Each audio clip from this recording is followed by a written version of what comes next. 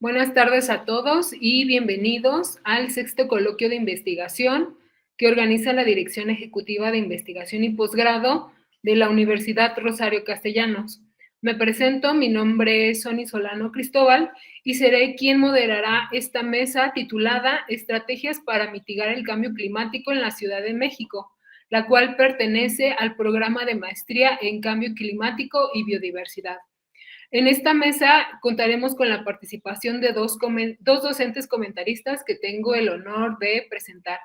Por un lado, tenemos al maestro Luis Alfredo Bracamontes Nájera, quien es agrónomo y maestro en desarrollo rural por la Universidad Autónoma Metropolitana. Actualmente cursa el doctorado en Ciencias de la Sustentabilidad en la Universidad Nacional Autónoma de México, donde aborda temas como la sustentabilidad en redes alimentarias alternativas en la Ciudad de México. Bienvenido, maestro, y gracias por su participación. Gracias, Sony. Al mismo tiempo, contamos con la participación del doctor Eduardo Quintanar Guadarrama, quien es doctor en agroecología, sociología y desarrollo rural sostenible. También es profesor de las licenciaturas de Desarrollo y Gestión Intercultural y Sociología en la UNAM. Asimismo, de Sustentabilidad Ambiental en la Universidad Iberoamericana, abordando temas como la agroecología, circuitos cortos de comercio y consumo. Muchas gracias, doctor, por acompañarnos hoy. Muchas gracias por la invitación. Además de los comentaristas, dentro de esta mesa se encuentran estudiantes que presentarán sus avances de trabajo terminal, que en un momento les presentaré. Como ya nos comentaron, la dinámica consistirá en que cada estudiante tendrá un máximo de 10 minutos para realizar la presentación de sus avances de investigación y una vez que terminen, los comentaristas tendrán 10 minutos también para realizar la retroalimentación que consideren pertinente, tanto de la exposición como de los avances que se les hicieron llegar por escrito. Les recuerdo que no hay réplica oral por parte de los estudiantes y que la retroalimentación que hoy les den los comentaristas la deberán de revisar, analizar y considerar con sus respectivos docentes directores de trabajo terminal. Así pues, iniciamos la mesa de trabajo con el primer estudiante, quien es Carlos Enrique González Martínez, estudiante del segundo semestre, quien presentará su trabajo titulado Trenes de alta velocidad de transporte de pasajeros en México, una propuesta para la reducción del CO2 en la Ciudad de México y la zona metropolitana. Adelante, Carlos, por favor, con tu presentación.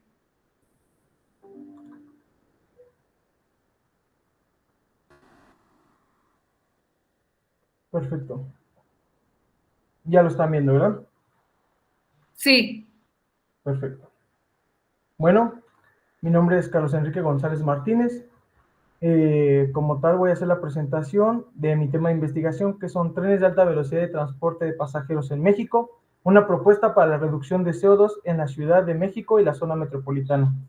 Tengo al tutor, al doctor Orlando Eleazar Moreno Pérez, de la Universidad Nacional Autónoma de México. Como tal, partimos de una encrucijada al hacer este análisis, puesto que al comenzar se plantea como tal una nueva propuesta para la reducción de CO2 a través de la movilidad, en específico con la implementación de trenes de alta velocidad. Esta es una propuesta que nace después de comprender un previo análisis sobre qué es lo que más le afecta a la Ciudad de México. Y una de las afectaciones más grandes que tiene la Ciudad de México está dentro de la propia movilidad. Cuando nosotros comprendemos la movilidad como un factor fundamental para la circulación de mercancías y de fuerza de trabajo, entendemos cómo lleva o lo que conlleva grandes intereses económicos. Para eso entender que existen diferentes vías de movilidad o sobre todo medios de transporte, pero hoy en día las políticas públicas están más orientadas en el interés económico que como tal en un interés social. Pero si estas políticas estuvieran orientadas realmente a un desarrollo y no a un crecimiento, podríamos manejar diferentes directrices y sobre todo beneficiar a la población en general. Bueno, las ciudades mexicanas padecen de serios problemas de contaminación ambiental y el sector transporte es una de sus principales causas al contribuir el 20.4% de las emisiones GEI, dentro de los cuales el 16.2% proviene del subsector automotor, en su mayoría por viajes de transporte individual motorizado. Esto indica que gran parte de la movilidad dentro de la propia ciudad y del propio congestionamiento que se da solamente moviliza a una sola persona. Por lo tanto, se tiene que comprender que hay que hacer el análisis por aportación de persona o de este sentido de personas que utilizan el transporte. El vehículo automotor genera grandes aportaciones de GEI, pero sobre todo transporta muy pocas personas. Esto podría quedar evidenciado con las nulas políticas públicas de transporte público, dando que el único transporte masificado es el metro, en el cual viajan 5 millones de personas al día. Eso indica que, bueno, es una alternativa. Si agregamos que México es uno de los países más desiguales, no encontramos otra alternativa de movilidad. México es uno de los países más desiguales del mundo. De acuerdo con el World Inequality Report del 2022, el 10% más rico de los receptores de ingresos en México gana 30 veces más de lo que percibe el 50% de los que menos ganan. Esto indicaría por qué las políticas públicas de movilidad están orientadas simplemente a los vehículos automotores.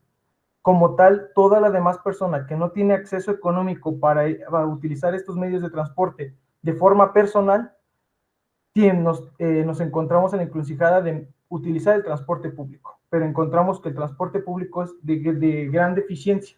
Si a esto le agregamos el nivel de contaminación que generan estos medios de transporte, tenemos una problemática constante y creciente.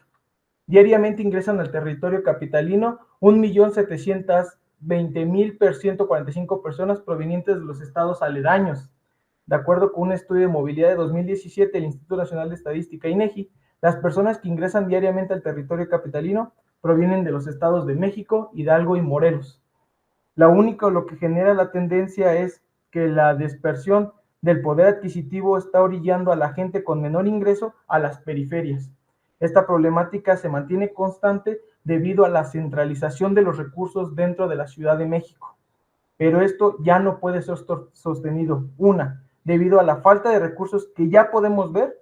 Dos, la falta de necesidad de incremento en la infraestructura urbana y sobre todo en la insostenibilidad de la demanda de recursos naturales que tenemos día a día. El incremento de contaminantes ya afecta en gran medida no solo al presupuesto, sino a la población en general, que ya presenta diariamente problemas cardiovasculares o problemas de respiración. Esto quedó evidenciado después de la pandemia, que tenemos una serie de subpandemias dentro de nuestra propia sociedad de manera normalizada. Según la ONU Habitat, en algunas zonas metropolitanas como el Valle de México, las emisiones generadas por los vehículos representan el 60% de la contaminación por partículas suspendidas gruesas. Continuamos con la problemática de que solo se moviliza pocas personas.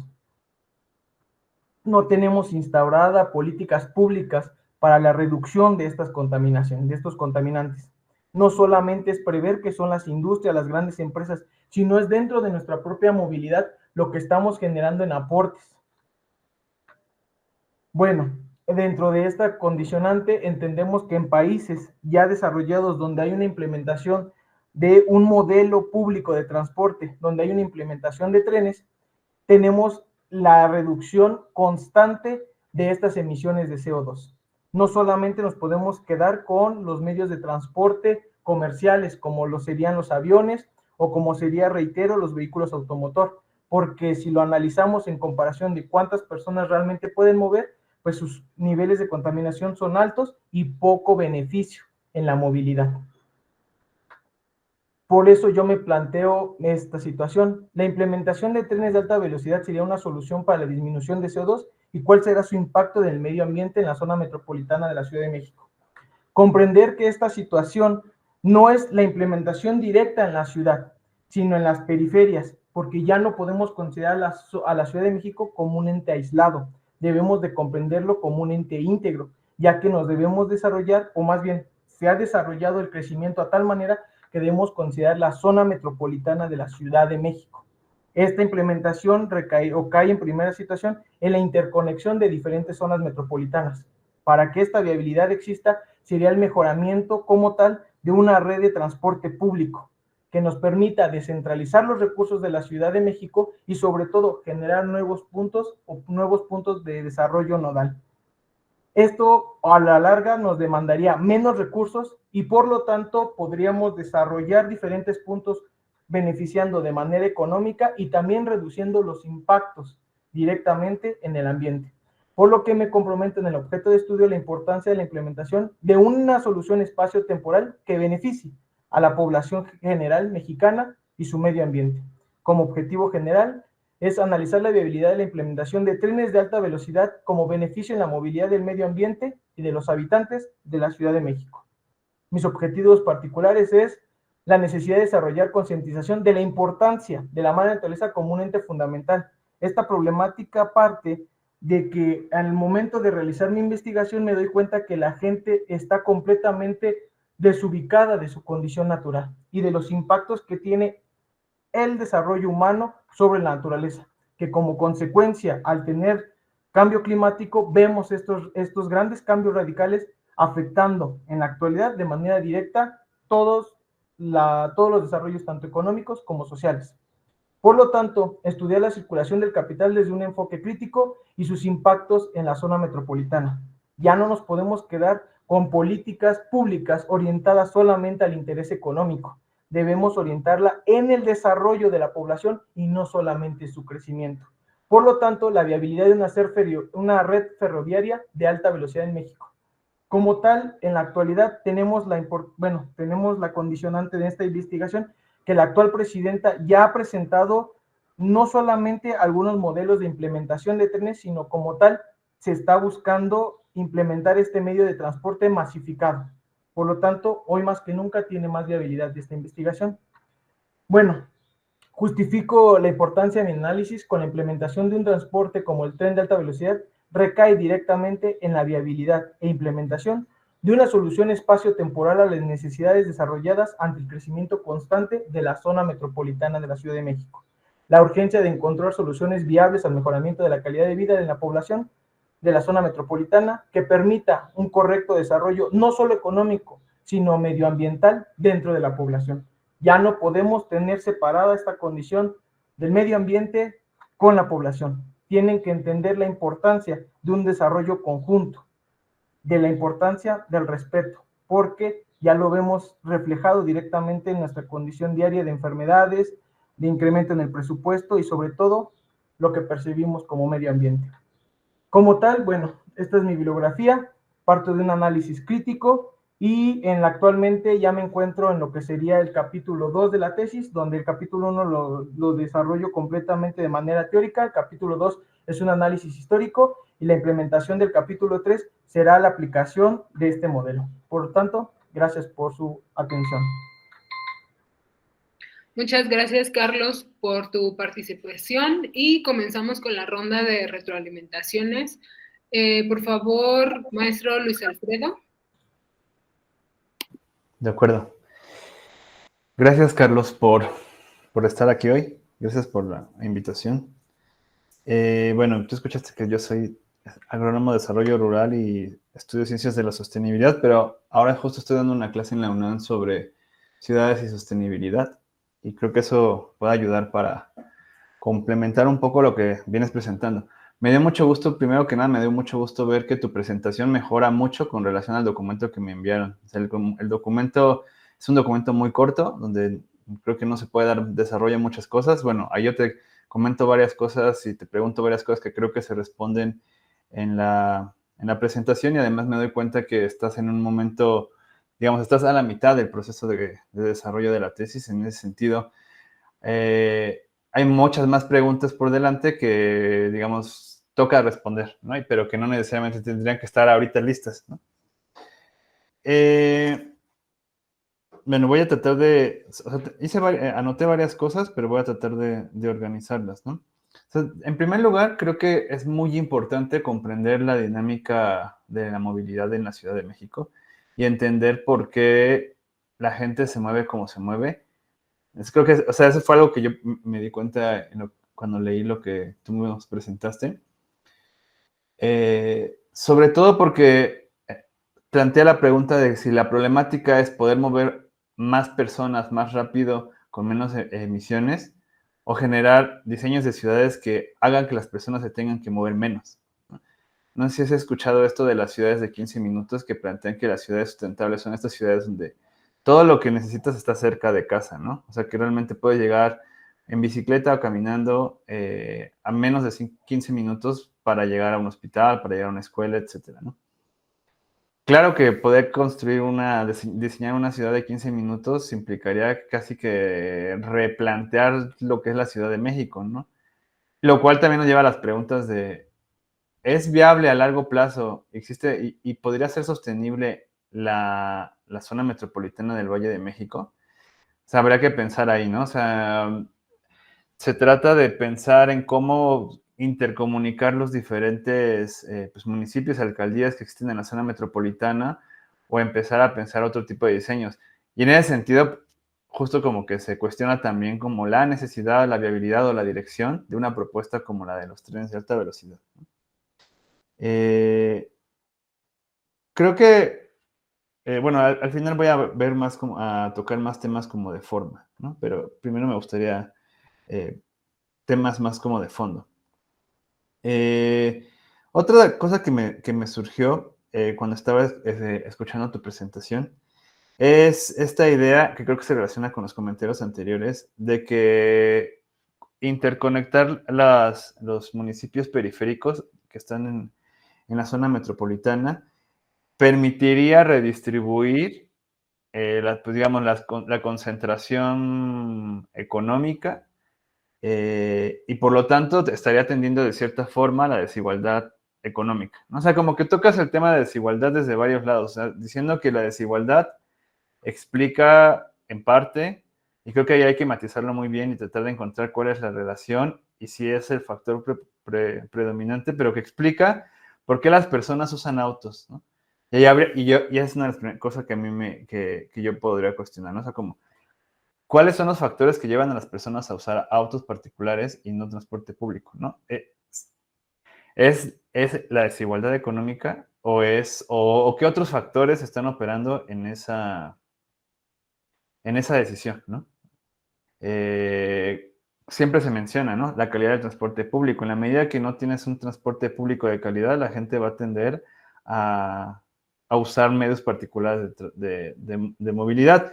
Pero incluso las personas que no tienen, digamos, que no son este 10% que mencionas en tu presentación, pues pueden recurrir tanto a autos como a motocicletas, ¿no? Entonces, también pensar, ¿qué está pasando? Sí, ¿qué pasa con este 10%? ¿Este 10% es el 10% que se mueve en la ciudad?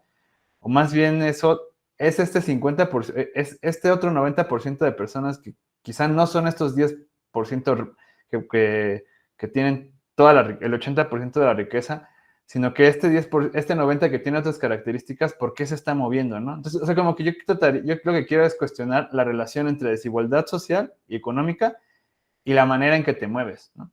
O sea, buscar si necesariamente ser rico te lleva a moverte en carro, o las personas que tampoco tienen altos ingresos necesitan tener un auto, a pesar de todo, para poder moverse, ¿no? Esa es una. Luego la otra es que dices que a partir de implementar trenes que conecten, pues, digamos, no sé si entiendo que no la periferia con el centro, sino la periferia entre sí para poder generar nuevos, tú decías, centros de desarrollo nodales, o sea, como pensar, si tú construyes infraestructura, por lo tanto, genera las condiciones para que nuevas áreas de la ciudad se conviertan en puntos de concentración económica, o sea, puntos de concentración donde pueda haber más empleos, ¿no? Es decir, si ahorita no existen es porque no hay transporte, y si hubiera transporte en esa dirección, podría existir ese empleo en esas zonas, ¿no? Eso habría que, o sea, hay literatura al respecto, ¿no? O sea, como, ¿qué fue primero? El transporte, o sea, hay planes de ciudad que justo se basan en la lógica de vamos a tirar una línea de transporte en una dirección en la cual, hacia una zona que no tiene una gran densificación, porque eso nos va a permitir densificarla y entonces, digamos, es parte de una lógica de ordenamiento territorial. Pero ¿en qué medida eso ocurriría en este caso? O sea, yo no soy especialista en la literatura, pero creo que tendrás que revisar cómo la manera en que se desarrolla la infraestructura o la red de transporte realmente impacta en cómo se distribuyen, vamos a llamarle la concentración de capital en una ciudad. O sea, yo creo que sí, pero hay que entenderlo de manera más detallada. Y eso pasa también por entender por qué está concentrada donde está concentrada actualmente, ¿no? Y si esta estaba concentrada antes de que existiera el transporte o eso fue anterior. O sea, bueno, si fue anterior o fue posterior. Porque hay partes de la ciudad que tienen acceso a transporte público, pero aún así no son zonas de la ciudad que ofrezcan, digamos, la misma concentración de empleos que ofrece, por ejemplo, la zona centro-poniente, ¿no? Entonces creo que esa discusión es interesante. Porque aquí la pregunta cero es, ¿realmente hay la solución en la zona metropolitana es un tren de alta velocidad o es otro tipo de transporte que creo que sí es un transporte masivo, pero no necesariamente es un tren de alta velocidad? Yo identifico los trenes de alta velocidad más bien con viajes largos, distancias largas. Incluso en el documento que tú nos mandaste, pues justo hablaba, creo que el ejemplo era Madrid-Barcelona, ¿no? Madrid-Barcelona realmente es cruzar España. Y en este caso, quizá un tren de alta velocidad en la zona metropolitana no se podría aprovechar al nivel que se podría aprovechar un tren de alta velocidad, no sé, de Ciudad de México o Guadalajara, por ejemplo, ¿no? Que ahí estarías disminuyendo la cantidad de vuelos. O sea, que creo que son dos problemas distintos. Un problema es el problema del transporte interestatal, que es en donde creo que sí se podrían aplicar trenes de alta velocidad, y el problema del transporte interno en la zona metropolitana, que quizá requeriría de otro tipo de propuestas de movilidad. O sea, yo estoy convencido que necesitamos una movilidad distinta. Parece ser que en los siguientes gobiernos se va a seguir expandiendo la red digamos, la red multimodal de transporte que se ha ido construyendo en los últimos 6 años. Creo que sería interesante también considerar ese contexto político. Tú lo mencionaste en tu presentación, ¿no? Es como, existe esa posibilidad, más que nunca es, ¿cómo dijiste? Bueno, que se justifica la investigación o que es relevante la investigación, porque incluso el mismo gobierno está en la posición de seguir desarrollando la red sobre todo hacia las zonas periféricas, ¿no? Yo ahí creo que pondría sobre la mesa eso. ¿Es un tren de alta velocidad o es otro tipo de transporte? No sé, tú ahorita ya tienes el desarrollo teórico y histórico que me imagino que se relaciona con el tema de movilidad y, digamos, esa relación entre movilidad y expansión de la mancha urbana, y tienes la parte histórica. Creo que esa podría ser la base para, en vez de quedarte con la propuesta, tiene que ser tren de alta velocidad, sino explorar la diversidad de transportes que podrían realmente adecuarse a las problemáticas que tú identifiques durante tu investigación, ¿no? Hay un montón de información que tú puedes revisar para entender las dinámicas, ¿no? O sea, también ahí habrá que hacer un ejercicio, sí, de leer lo más que puedas, pero también de priorizar la información para que pueda ir por la dirección que tú quieras. A lo mejor no te dedicas a ver toda la zona metropolitana, sino quizás cierta zona. O sea, yo es una recomendación que les haría a todas las y los estudiantes de la mesa, ¿no? O sea, ver en qué medida lo que ustedes quieren hacer tiene que aplicar a toda la ciudad, que realmente es algo bastante complejo, o podría atender de manera con mayor detalle, con mayor profundidad, una zona de la ciudad, ¿no? Pensar quizá la zona norte, pensar la zona oriente, etcétera, ¿no? Bueno, eso como que son comentarios de fondo y seguro Eduardo tendrá otros. Yo no sé, esta parte también de cómo presentan las cosas, de cómo utilizas los conceptos, o sea, todo queda claro cómo lo presentas, pero sí es importante que ciertos detalles como que los cuides, ¿no? Por ejemplo, ahí voy a sonar un poco clavado, pero tiene que ver también un poco con la forma en que presentas y que también te puede ayudar para futuras experiencias, ¿no? Cuando presentes tu examen profesional, etcétera. O sea, usa el subíndice en CO2, o sea, como que pon CO2 y pon el 2 chiquito en vez del 2 grande, ¿no? O sea, eso es como una cuestión básica, pero se nos suele ir un montón, ¿no? Creo que también es importante que distingas bien si estás hablando de Ciudad de México o de México, porque en algún momento dices, trenes de alta velocidad en México y luego dices la viabilidad en la Ciudad de México. Creo que puedes usar Ciudad de México, o sea, homogeniza Ciudad de México. Creo que no quieres hablar de México, quieres hablar de la Ciudad de México, entonces homogeniza Ciudad de México. Al principio también mencionaste un análisis sobre que decía que el transporte era una de las principales problemáticas. Sería buenísimo que lo citaras, ¿no? O sea, como que dijeras, este es el análisis y de aquí se desprende, porque eso le da peso a tu argumentación, ¿no? Después como que lo desarrollas más y está muy bien, pero creo que está bueno que todo lo que tú vas presentando pongas la referencia. O sea, le va a dar mucho peso, porque ya no es, yo ya no cuestiono lo que tú dices, sino veo que te estás refiriendo a algo que no hiciste tú, pero que estás revisando para poder presentar. Entonces es muy importante que si bien pongamos ahí lo que nosotros pensamos, ese pensamiento se vaya construyendo sobre lo que ya existe y que utilicemos las fuentes bibliográficas a nuestro alcance para darle más fuerza a nuestra argumentación, ¿no? En tus objetivos, tienes el objetivo general y tienes el primer objetivo particular que dice que hay que concientizar o que buscas concientizar a la población. O sea, yo creo sobre la relación con la madre naturaleza. O sea, yo creo que ese objetivo se sale un poco como de todo el proyecto de investigación. O sea, como que si fuera tu proyecto de investigación más hacia la educación ambiental, podría funcionar. O en otro sentido, quizás si tú lo enfocaras quizás más hacia, no tanto, tu objetivo no es concientizar a la gente, sino a lo mejor entender cuál es la percepción de las personas sobre el transporte y la relación que tiene con su calidad de vida y con el medio ambiente. Eso podría como que articularse mejor a lo que estás haciendo, porque si no te desvías demasiado para después, digamos, vas en una dirección y luego tomas una dirección hacia movilidad y hacia transporte y en específico hacia una propuesta. Habría que ver incluso si es necesario construir esa percepción, o sea, bueno, determinarla, conocerla, ¿no? A lo mejor no es necesario, a lo mejor solamente puedes basarte en datos que ya están y con base en eso pensar cuáles son las propuestas más viables en el contexto que yo estoy revisando.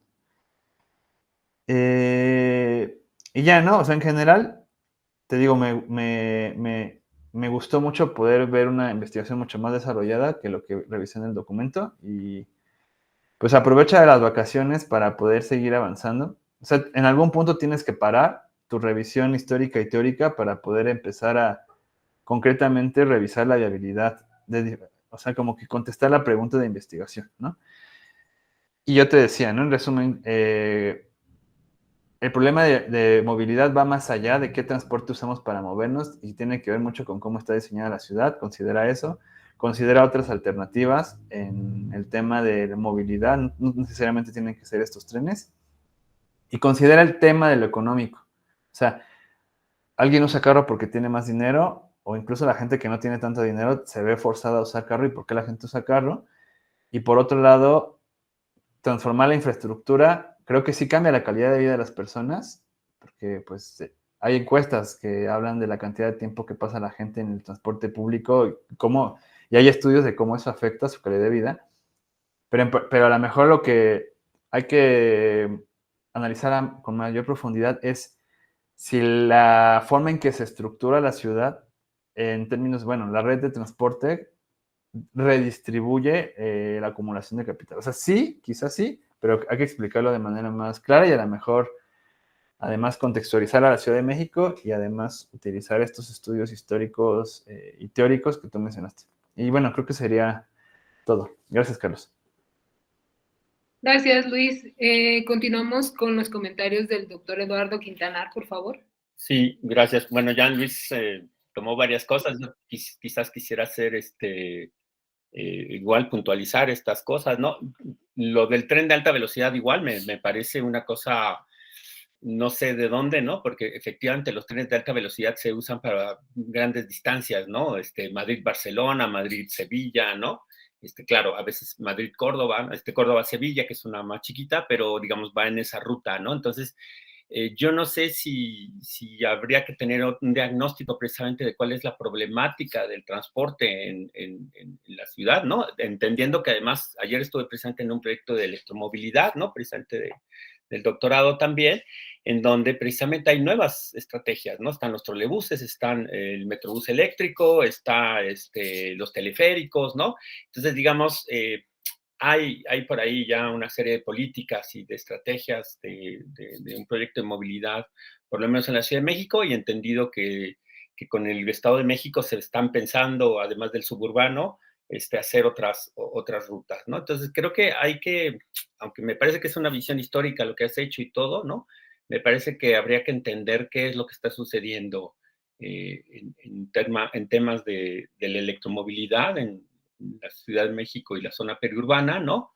Y pues eso, ¿no? Sí hacer quizás la comparativa con el tema de los coches, pero bueno, eso también tendrá que ver con otras políticas públicas, ¿no? O con otras formas, ¿no? Entonces, entenderlo, ¿no? Eso creo que esa es como una primera cosa, ¿no? Yo creo, un poco por mi, digamos, formaciones, también soy un poco agroecólogo, pero he trabajado en temas de política pública, ¿no? Yo creo que hay un tema importante que es la gobernanza, ¿no? Es decir, esta capacidad, bueno, y distinguir gobernanza de gobernabilidad, ¿no? O sea, si vas a hacer una propuesta de algún tipo de tren o algún otro tipo de sistema, digamos, de transporte, pues será interesante y será importante entender quiénes son esos actores sociales, una, ¿no? Hay que entender los actores sociales, y dos, es cómo se va a organizar y, digamos, manejar esa propuesta, ¿no? Entonces ahí entras a un tema un poco más, entiendo yo, sociológico, ¿no? De gobernanza, de actores sociales, y que es muy importante que los tomes en cuenta, pues, para saber, pues, quiénes son estos usuarios, pero quiénes son estos concesionarios y quiénes son las secretarías que están detrás de ello, ¿no? En todo caso, ¿no? Entonces, bueno, y otra vez un poco en tu objetivo general y en tus objetivos específicos, efectivamente, igual que Luis, el primer objetivo específico me salta, ¿no? O sea, y es una recomendación para todos, ¿no? Lo hago siempre para mis alumnos, ¿no? Los objetivos específicos responden al objetivo general, ¿no? Es decir, si tú te planteas un objetivo general que tiene ya qué es lo que quieres hacer, ¿no? Entender, no sé, establecer una estrategia, no sé qué, tus objetivos específicos tienen que responder efectivamente a ese objetivo general, ¿no? Y en tu caso, cuando hablas de concientización, efectivamente, no sé si se trata de educación ambiental, esto tendría que ser quizás antes como una parte de un diagnóstico, si es que lo quisieras hacer, quizás o sea, entender cuáles son las problemáticas de los usuarios y cuáles serían como las mejores alternativas, pero eso no es parte del objetivo general de tu trabajo, ¿no? Entonces creo que hay que tener cuidado, ¿no? Y un poco lo que sucede es que, y también agradezco que tu presentación fue mucho más clara que el documento que nos mandaste, ¿no? El documento que nos mandaste de verdad no estaba organizado, etcétera, ¿no? Entonces, creo que hay que ser muy cuidadosos para eso, para que también nosotros cuando podamos o queramos hacer, digamos, algunos comentarios, pues podamos ir también en cierto orden, ¿no? Entonces, o sea, sí, yo pediría que pues trabajaras, estás en tu primer capítulo, pero que sí trabajaras en eso que es pues, la presentación del proyecto, ¿no? Llevan una UCA, ¿no? Yo la di también en algún momento, ¿no? Donde pues aprendes a poner los objetivos, etcétera, la justificación, etcétera, la metodología, ¿no? Entonces, esa parte sí creo que te lo agradecería que lo pudieras mejorar para tus próximas presentaciones. Muchas gracias. Gracias a ustedes por sus comentarios y continuamos con Brenda Paola Torres Aguilar, quien es estudiante del cuarto semestre y que presentará su trabajo titulado Estrategias de mitigación y gestión energética, un enfoque empresarial hacia la sostenibilidad ambiental. Adelante, Brenda, por favor. Muchas gracias.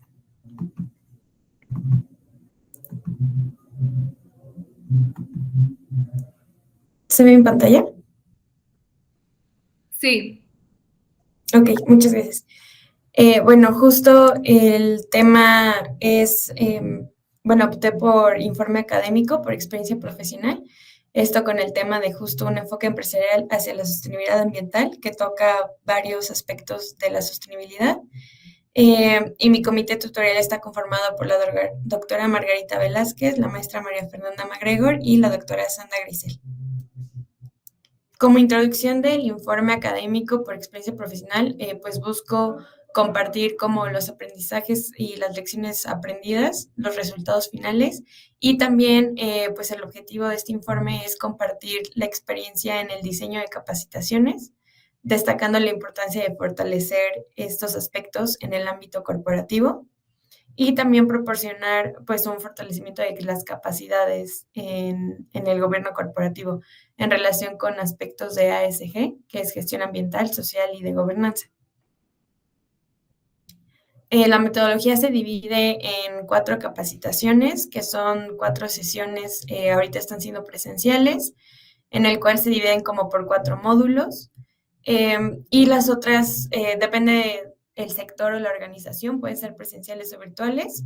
Ahorita estamos teniendo unas presenciales que después van a ser virtuales, pero se dividen en sostenibilidad corporativa. Primero una introducción general de los aspectos de los pilares fundamentales.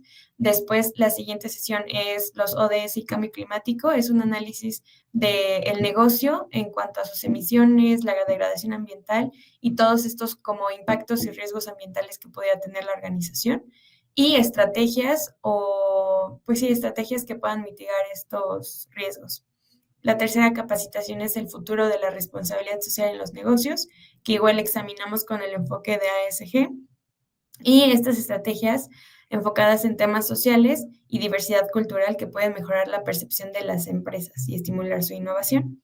Y por último, la última capacitación es cómo navegar la nueva hora de reporte de sustentabilidad, que aquí ya son las definiciones básicas y se busca que las organizaciones pues empiecen a reportar y hacer estos reportes bajo ciertos estándares que ya más adelante veremos, que pueden ser un GRI o un SASB, ¿no?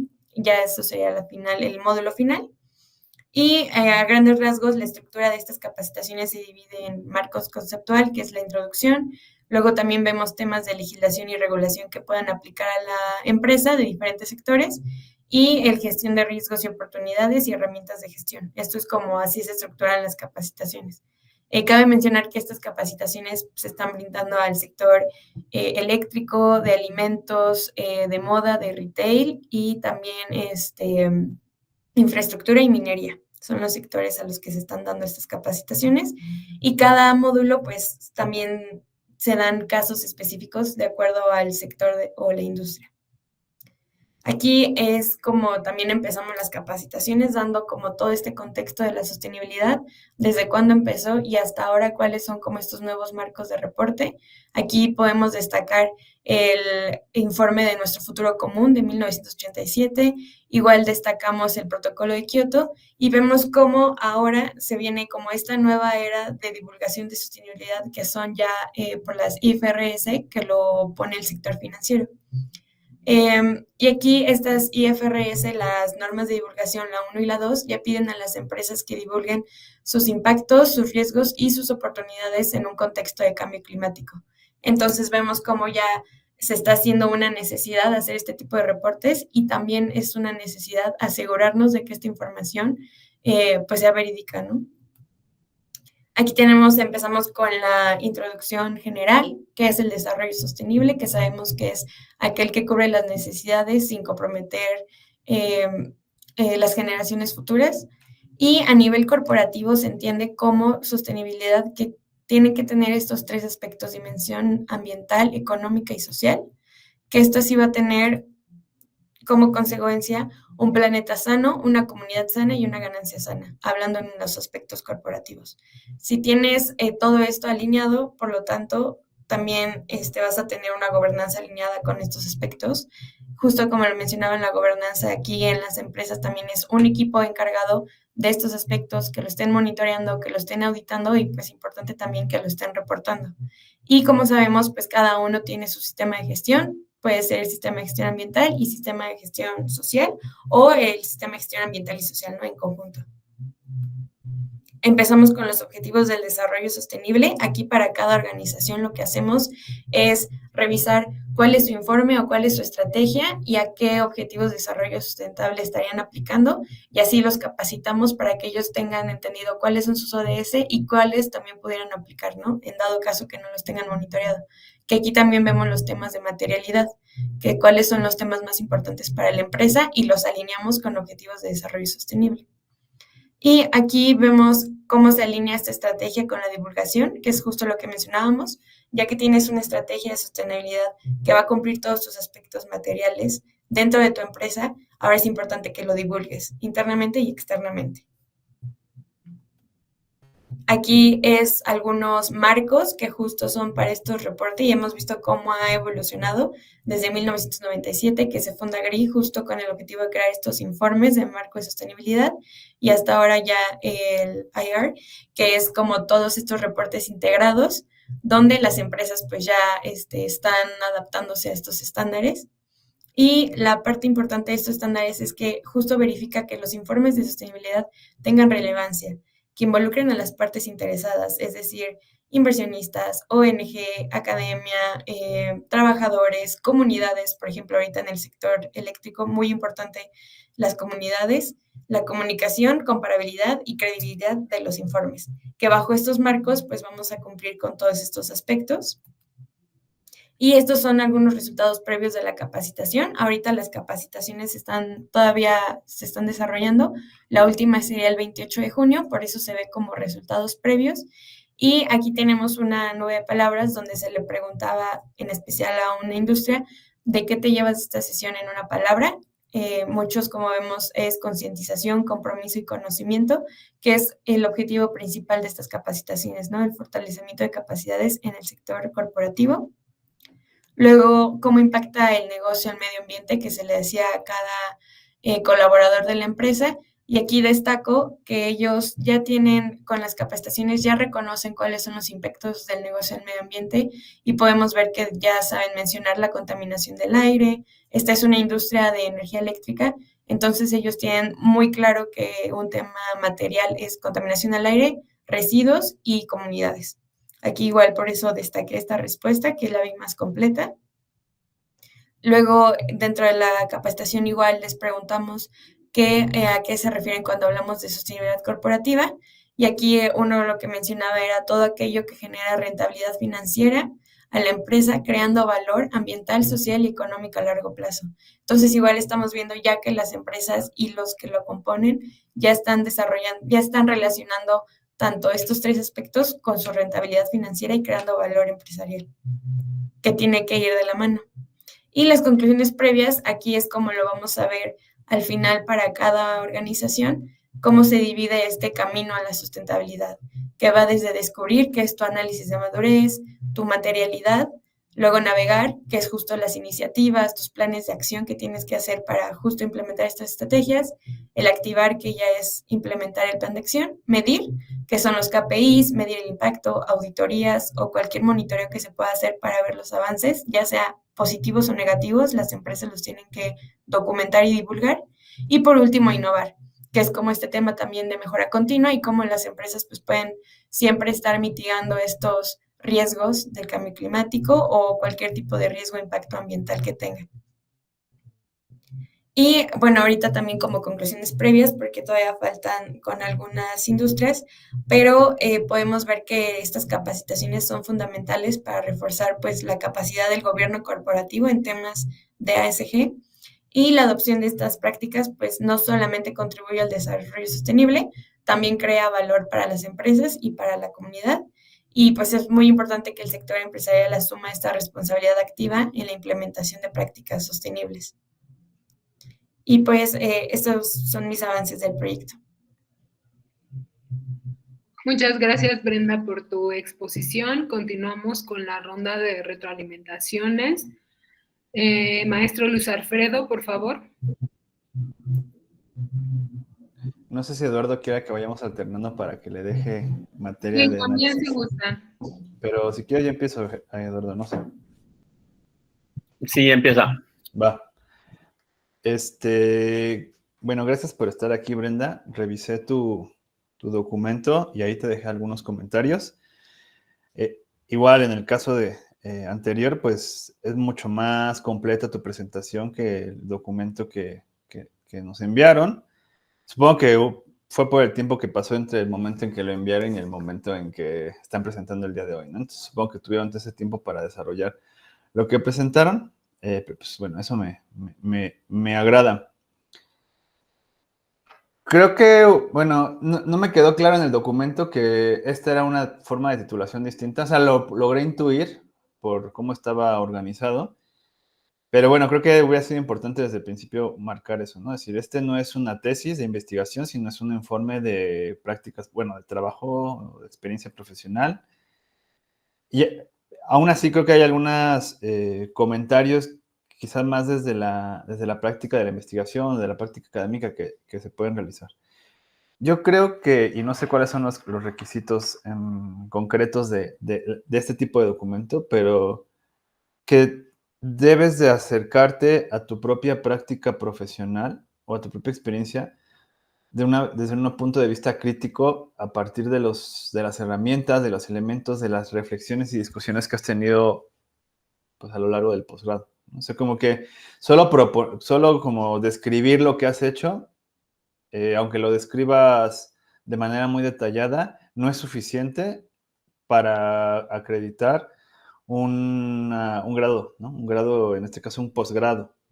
Creo que es importante que todo lo que estás aprendiendo se pueda dialogar con eso que estás presentando.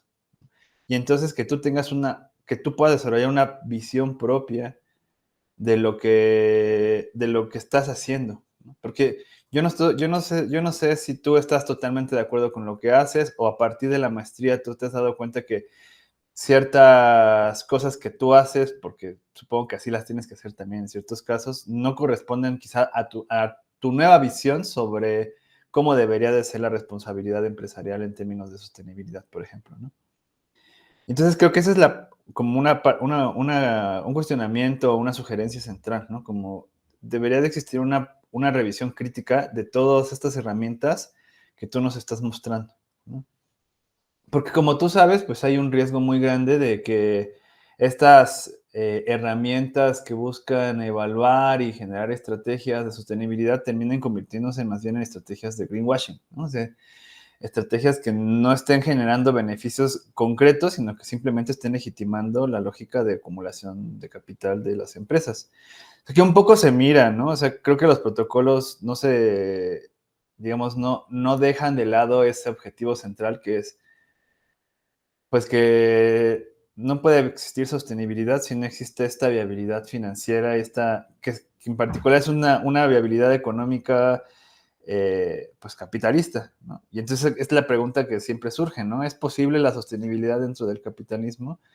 ¿O existen esquemas económicos que permiten desarrollar proyectos a largo plazo que además cuiden las dimensiones ambientales y sociales?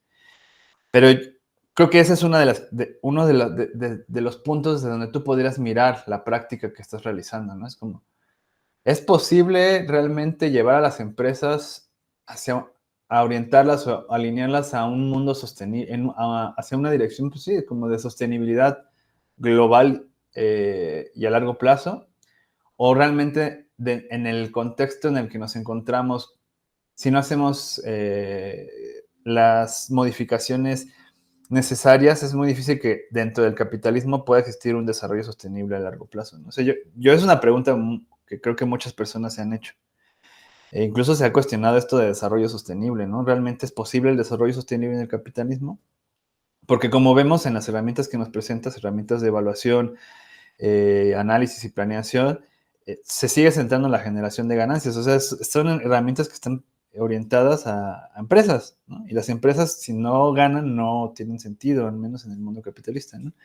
Pero por otro lado, si no trabajamos, o sea, si satanizamos a las empresas y las convertimos en decir, no, las empresas son el problema, las empresas son las causantes de la crisis climática, estaríamos dejando de lado que si podemos hacer cambios en las empresas, entonces podemos hacer cambios, digamos, podemos escalar cambios a escalas globales. Es decir, si tú puedes cambiar cosas en en las empresas, entonces eso se va a reflejar de manera realmente significativa, pues, en las condiciones sociales y ambientales en todas las escalas, ¿no? Porque las empresas son actores muy, pues, que tienen un gran poder, que tienen una gran capacidad económica, incluso política, ¿no? Entonces, si tú puedes hacer cambios en esos actores, puedes hacer cambios que impacten a gran escala en el ambiente y la sociedad, ¿no?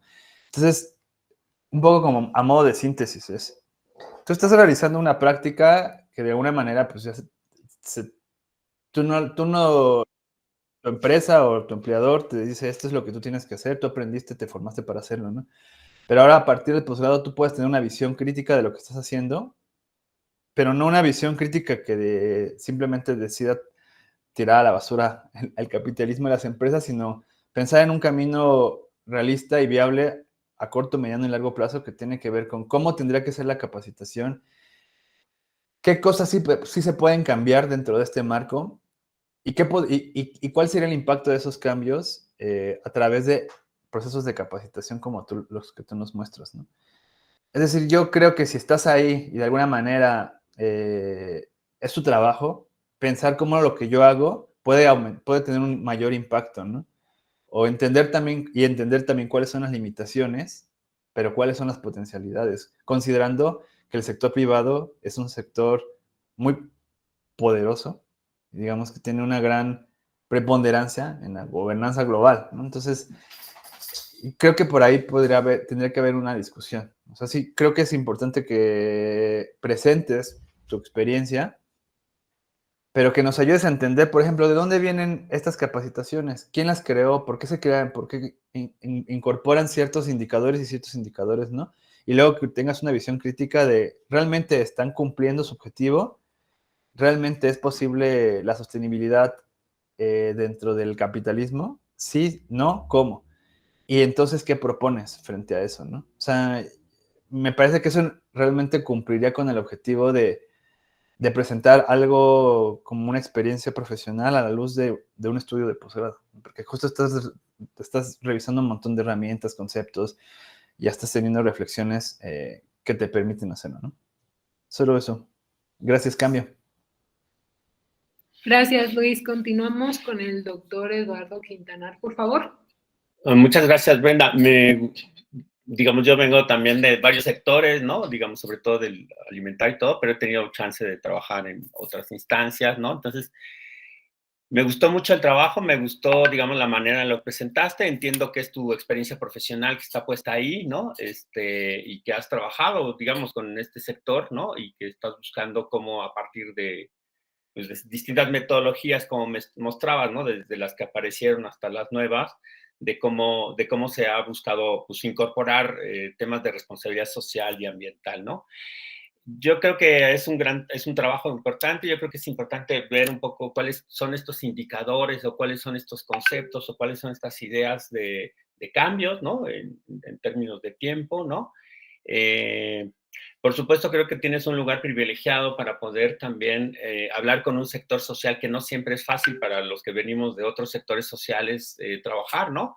Entonces, tener el pulso de qué es lo que ellos piensan, cómo lo hacen, qué están pensando y sobre todo, bueno, el sector empresarial, que mi experiencia es que si no ven ganancia, la sustentabilidad no les es importante ni la responsabilidad social, ¿no? Entonces, ha sido un largo camino, un largo trayecto de irles, pues, sensibilizando, ahora sí, como ¿no? Sensibilizando la importancia de que si quieren permanecer en el futuro, bueno, tienen que empezar a incorporar elementos sociales y ambientales, ¿no? Sobre todo, pues, en términos de materia prima, pero también en términos de mano de obra, ¿no? Entonces, yo soy poco experto en este tema, lo único que te puedo decir es que me gusta la manera como lo presentaste, creo que sí, me gustó esta parte, esta experiencia, quizás valdría un poco más la pena en algún momento saber cuánta gente está capacitando, cuántas empresas, digamos, que va a ser como un análisis un poco más, digamos,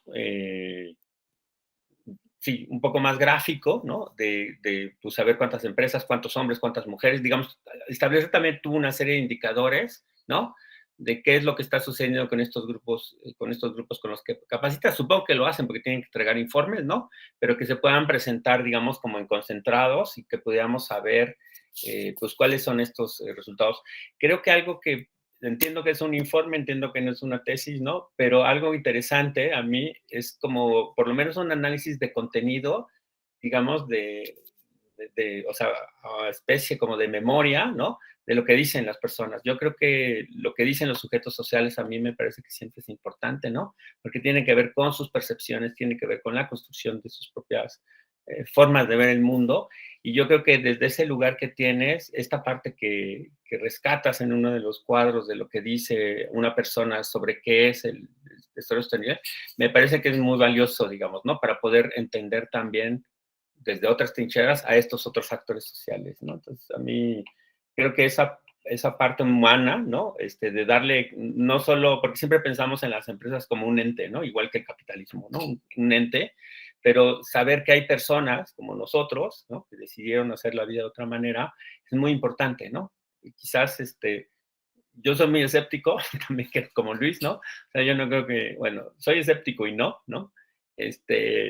Pero bueno, tú estás en esa vía, ese es tu trabajo, eso es lo que has estado haciendo, supongo que te gusta y creo que en esta parte privilegiada, poder darnos información y poder dar información sobre lo que sucede en estos ámbitos, a mí me parece que puede ser muy importante, ¿no? Más allá si hay greenwashing o no, eso, bueno, es importante, ¿no? Bueno, te agradezco mucho la presentación, Brenda.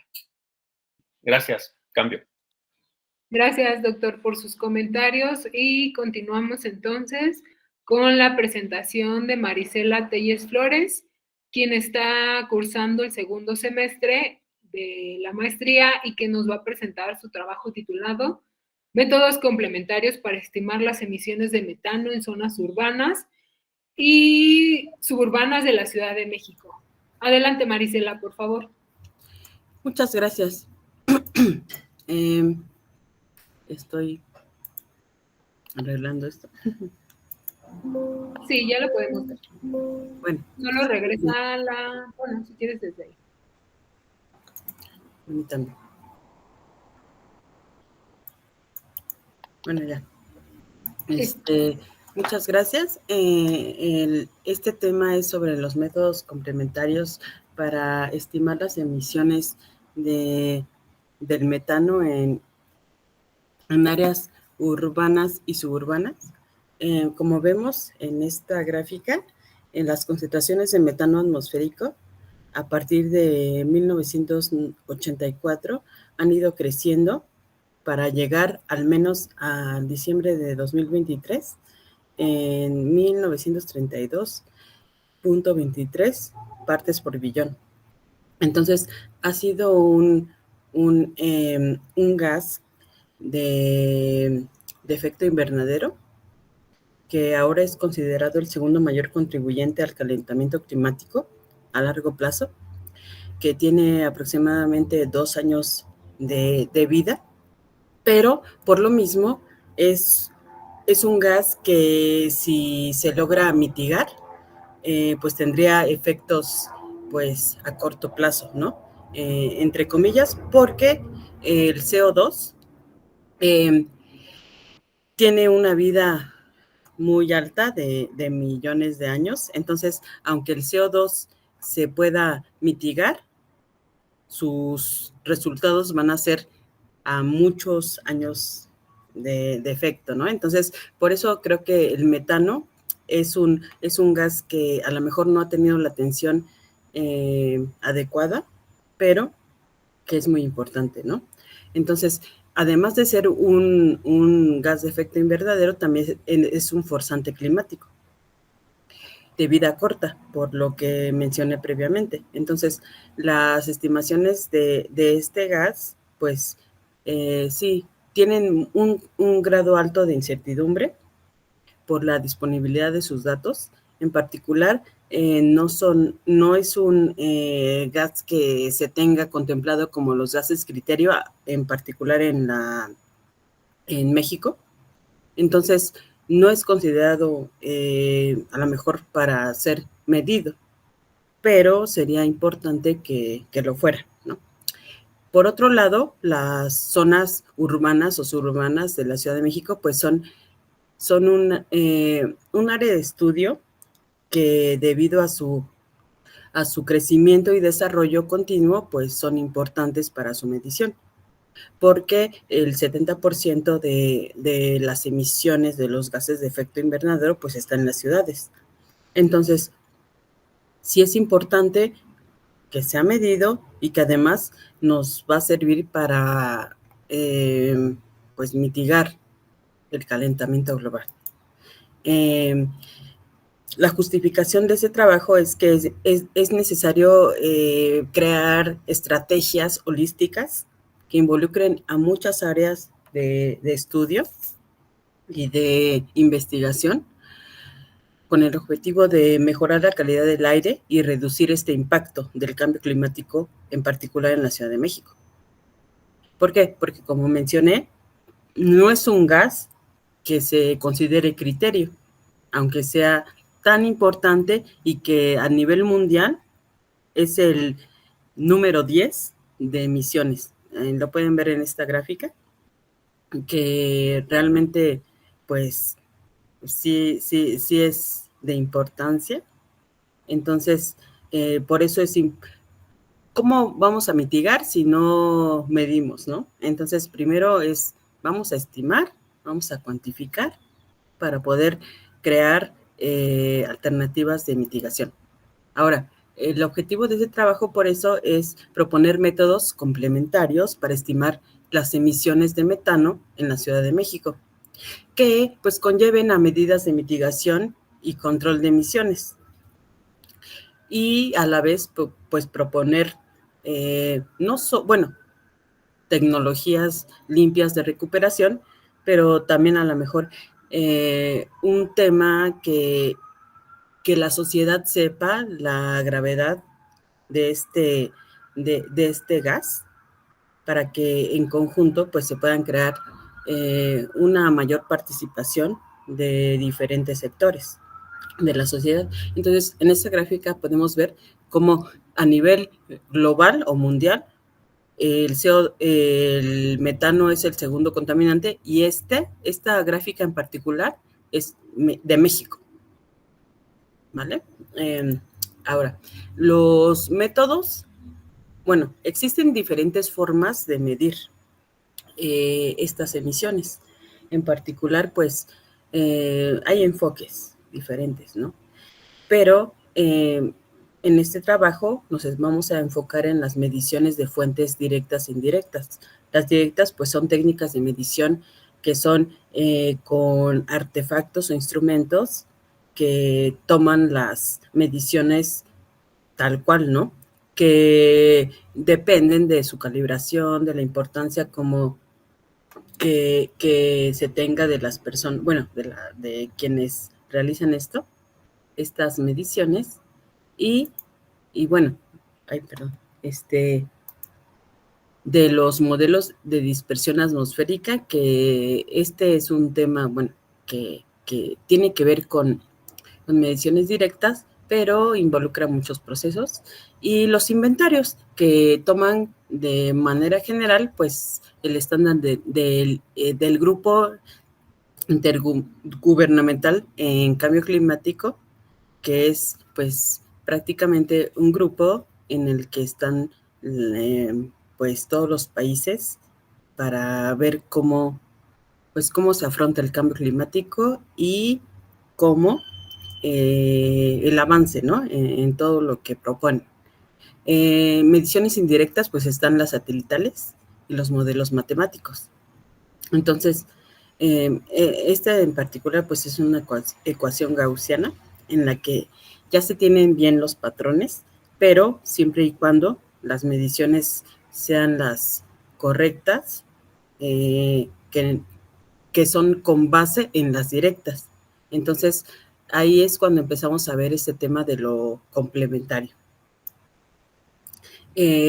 Los métodos satelitales tienen una perspectiva, pues, global y continua, que no tienen a lo mejor las mediciones en un lugar en particular. En un lugar en particular, pues, generalmente los instrumentos tienen un alcance de 3 kilómetros, pero pues un satélite que es lanzado tiene un alcance obviamente mundial, que incluso a lo mejor de los temas a los que se enfrenta es temas meteorológicos, que son la nubosidad, la lluvia, etcétera. Pero también ya existen parámetros que pueden desestimar estas pues contingencias. Entonces, cuando hablamos de mediciones directas y de mediciones indirectas, pues estamos hablando de eso, ¿no? De los satélites, que a gran escala, pues sí tienen mucha validación. Ya cuentan con mucho, en particular el Tropomi, que es un dispositivo que se encuentra en el satélite Sentinel 5P, que es la panacea de los satélites. Ya tienen estos dispositivos no solo están monitoreando las emisiones, sino otros datos.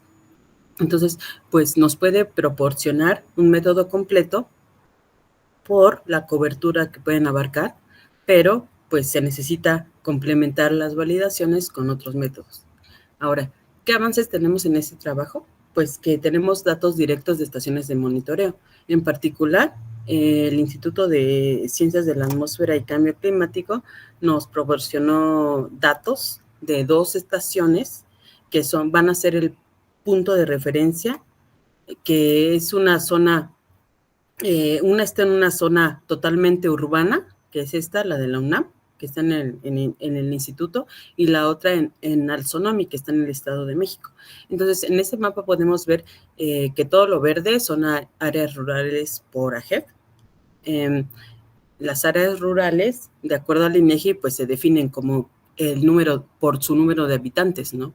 Entonces, todas estas áreas en color verde es porque tienen una población menor a 2,500 habitantes.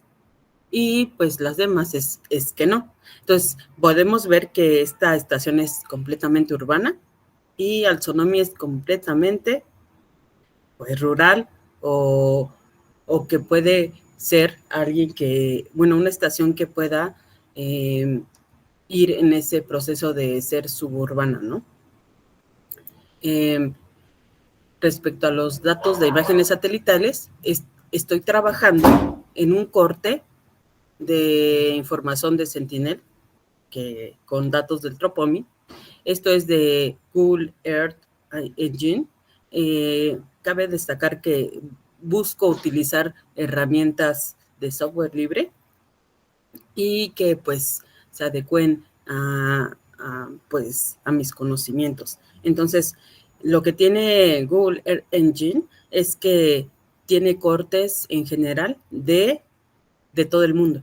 Entonces, para que se puedan extraer datos en particular de una zona, pues se necesita programar. Y todo esto son algoritmos en el lenguaje de programación Python, que creo que a lo mejor muchos ya los conocemos, ¿no? En esta área de estudio, pues muchos utilizamos estas tecnologías. Entonces, como vemos aquí, hay una escala en la que el morado es más baja, pero conforme es una paleta de colores que me fue un poco complicado extraer de este mapa, pero se las estoy explicando. Entre más claro, o sea, va de lo oscuro a lo más claro, y entre más claro hay más emisiones.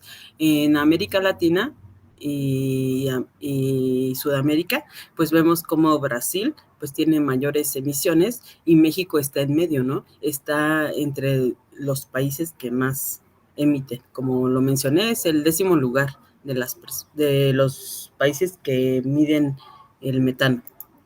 Ahora, los métodos complementarios, pues además de lo que ya mencioné, pues nos van a ayudar con sistemas de información geográfica, los SIGs.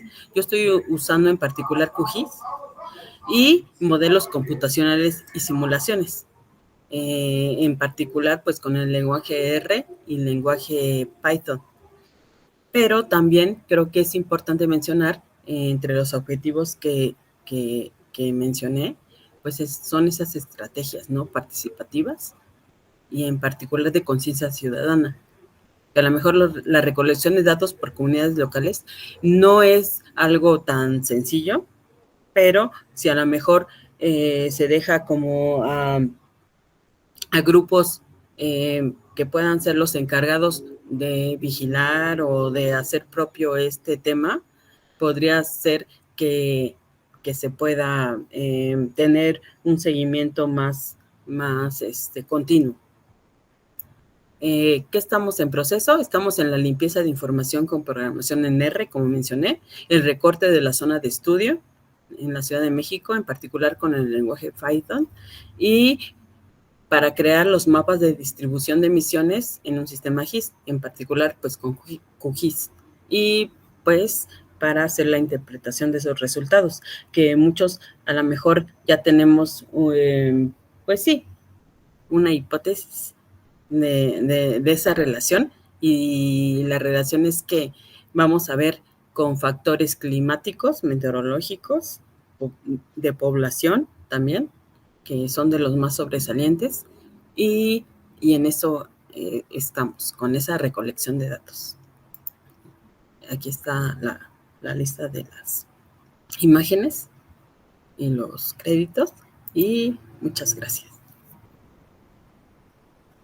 Muchas gracias, Marisela, por tu presentación. Pasamos con la ronda de comentarios. Si gusta, doctor Eduardo Quintanar, ahora iniciar. Bien, voy a hacer, sí, gracias, Marisela. Voy a ser muy sincero, no conozco mucho de estos temas y me gustó, digamos, igual, ¿no? La presentación me pareció muy clara, me pareció, pues que tienes grandes avances, que sabes lo que quieres, ¿no? Hacia dónde está. Quizás la única cosa que, como no experto, me hubiera gustado es saber un poco cuáles son estas fuentes de metano en las ciudades, ¿no? Digamos que en términos rurales, ¿no? Sé que algunas actividades agropecuarias como la ganadería, bueno, son grandes emisores de metano, ¿no? A través de la ruminación de las vacas, ¿no? Y de estas especies de rumiantes, ¿no? Pero en el caso de la ciudad, bueno, no sé si son, no sé, bueno, eso me hubiera gustado. Sé que no hay réplica y a ver si un día me contestas, hoy voy a buscarlo, pero creo que esa es la única cosa que yo eché de menos, ¿no? Digamos, de que me hubiera gustado saber un poco cuáles son las causas de ello. Y de lo demás, bueno, pues creo que tienes ya un camino muy andado, estos métodos tanto directos como indirectos, ¿no? Yo creo que quizás en el monitoreo participativo, bueno, pues ahí yo me gustaría saber en algún momento la metodología, ¿no? Que valdría la pena que en los siguientes avances mostraras un poco la metodología de cómo vas a hacer este monitoreo participativo, ¿no? Y cómo lo vas a hacer. Creo que la parte técnica la tienes muy bien, ¿no? Muy bien hecha, ¿no? Muy clara, ¿no? Yo imagino que estudias ciencias ambientales o ciencias atmosféricas, ¿no? Y me parece que eso, bueno, pues nada, te felicito mucho por tu trabajo. No sé, Luis. Sí, doctor. Bueno, Luis, por favor. Gracias, Eduardo. O sea, me gusta esto de plantear el metano, porque justo, ¿no? Es como siempre hablamos de CO2, y si el metano tiene tanta relevancia, ¿por qué no estamos hablando de él?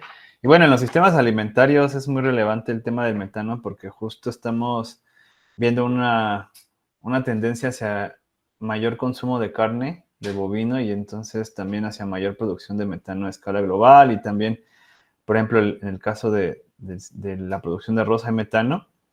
Y un poco contestando a la pregunta de Eduardo, pues habría metano en la descomposición de materia orgánica en general, ¿no? O sea, por ejemplo, rellenos sanitarios, la central de abastos, son las fuentes que yo identifico, pero pues bueno, también ese es el trabajo que está proponiendo Marisela, ¿no? Siempre que se buscan hacer este tipo de trabajos, como que hay varias, no sé si ustedes ya la tienen resueltas, ¿no? Y digo ustedes porque parece que hay un equipo detrás. Pero bueno, de entrada, o sea, ustedes dicen que tienen una, a ver, es que como que creo que hay varios huecos que me gustaría como considerar, ¿no? Nos dices que tienes los datos de medición directa de 2 estaciones, una en un ámbito rural y una en un ámbito suburbano, periurbano, y medio rural, y uno en un ámbito completamente urbano. Pero luego nos dices que vas a hacer un mapa de distribución. O sea, yo no sé si con esas 2 estaciones se puede tener la distribución del metano en toda la Ciudad de México o en toda la zona metropolitana, ¿no? O si se puede hacer con eso o no, ¿no? Y también hacías énfasis en que era una rural y otra urbana, y no sé si vas a hacer una comparación, ¿no? Me sugería, la manera en que lo presentaste sugería que ibas a hacer algún tipo de comparación, pero creo que eso no está como en los objetivos de la investigación. Por otro lado, o sea, a veces el primero, ¿no? Digamos, tienes esa medición directa y hablas de mediciones complementarias y hablas de las mediciones satelitales y dices que Google Earth Engine tiene capas, y no sé si son tal cual son capas o o más bien son otro tipo de información geográfica que registra, o sea, o que expresa pues, las concentraciones de metano, ¿no? O sea, eso yo no lo sé, pero supongo que eso es lo que nos querías comentar. Y entonces ver, o sea, creo que el primer desafío es cómo realmente vuelves complementarios esos 2 datos, ¿no? Que podrían ser un tanto disímiles y que seguramente habrá ahí bastantes desafíos que, bueno, creo que tú tendrás más idea de cómo afrontar. Pero que es importante, ¿no? También, por ejemplo, pensar en la resolución que tiene el mapa de Google Earth, y si te da, por ejemplo, para hacer un mapa con la suficiente, digamos, detalle o granulosidad para poder mapear la Ciudad de México, ¿no? O si de plano tienes ahí 5 píxeles gigantescos que cubren la ciudad y que realmente no te dan mucha idea de dónde realmente están las fuentes de metano, ¿no? O sea, eso yo no lo sé, ¿no? No sé qué tan detallado, cuál es la resolución de esos mapas, ¿no? Entonces, si no tienes una buena resolución, creo que es complicado, por ejemplo, identificar fuentes, ¿no? Porque, pues, si tienes 5 píxeles sobre la ciudad, pues no te va a servir de mucho. Me imagino que debe ser, creo que mencionaste 3 kilómetros, muchas veces la resolución es a 1 kilómetro, etcétera, ¿no? Y entiendo que pues el objetivo principal es hacer este mapa de distribución, me imagino que ya existe un mapa de distribución generado a partir de mediciones directas, pero que tú quieres, digamos, contrastar o mejorar este mapa con las mediciones indirectas. Y me parece pues, bastante valioso, ¿no? Que de ahí cómo se deriva, o sea, la calidad del mapa digamos, determina la potencialidad de derivar estrategias de mitigación de metano, ¿no? Porque si tú no tienes un mapa suficientemente detallado, pues va a ser difícil identificar fuentes y por lo tanto identificar qué cosas tienes que hacer para poder mitigar, ¿no? Entonces, eso supongo que se tendrá que trabajar más adelante y también me gustaría ver cómo evoluciona tu trabajo en ese sentido, ¿no? Sé que ahora no es el momento, ¿no? Porque incluso en el trabajo que nos presentabas mencionabas no solamente la mitigación, sino incluso el aprovechamiento, ¿no? Y entonces yo también me pensé, bueno, sí, seguramente es muy fácil identificar las fuentes de metano de manera teórica, o sea, sin usar un mapa, digamos, sabes dónde se produce metano por el tipo de actividades que se realizan en la ciudad, y es muy fácil identificar entonces medidas de mitigación. Digamos, si tienes un si tienes un relleno sanitario que sabes que está generando metano, a lo mejor es fácil definir que ahí puedes aprovechar ese gas a través de un biodigestor, ¿no? Bueno, que puedes aprovechar la descomposición de la materia orgánica para instalar biodigestores y generar energía, ¿no?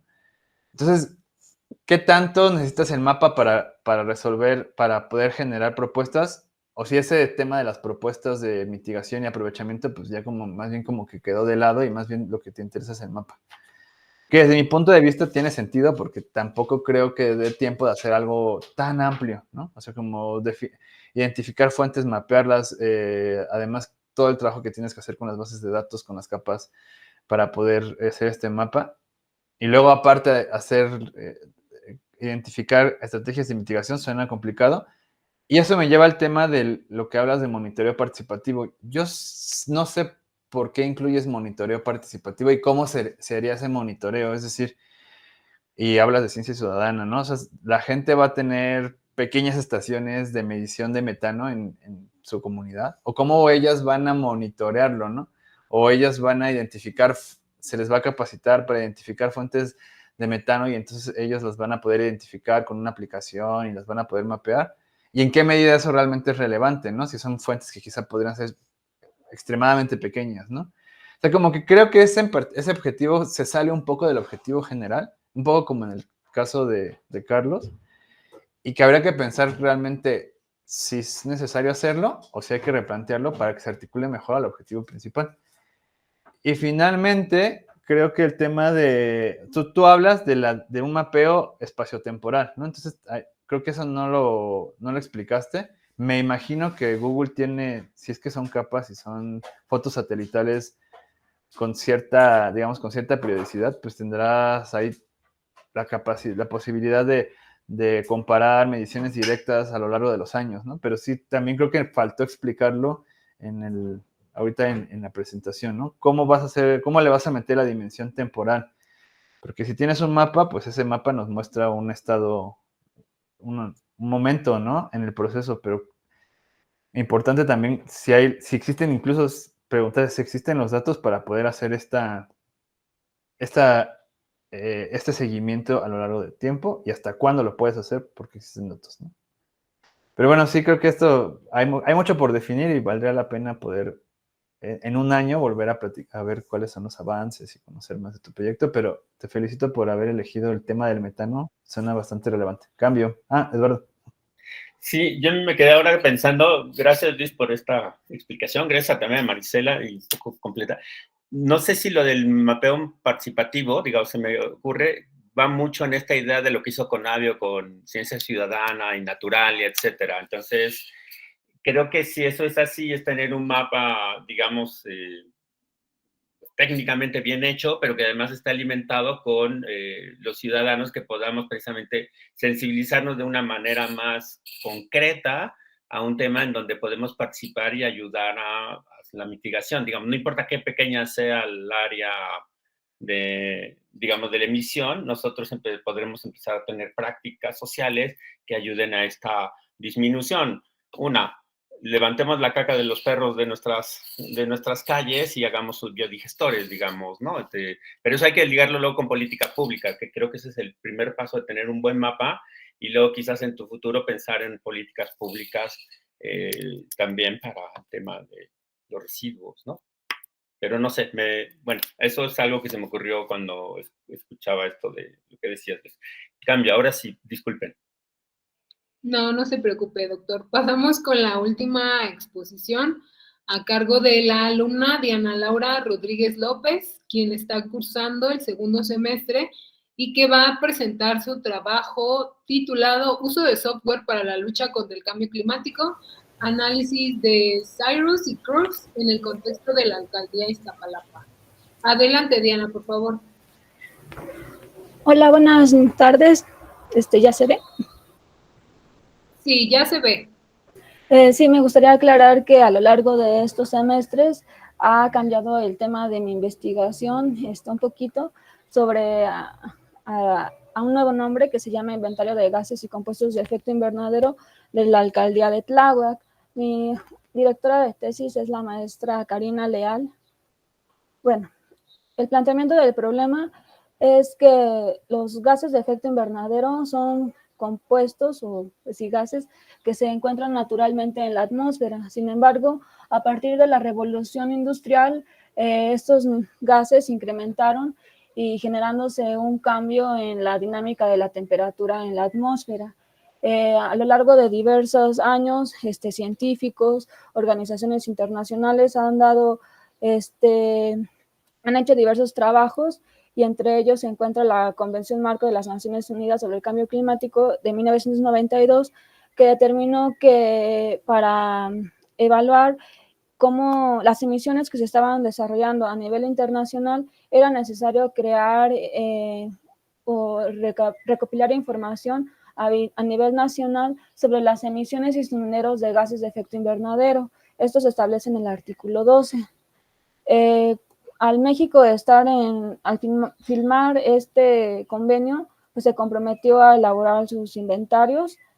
Y bueno, ¿cuál es la importancia de ellos?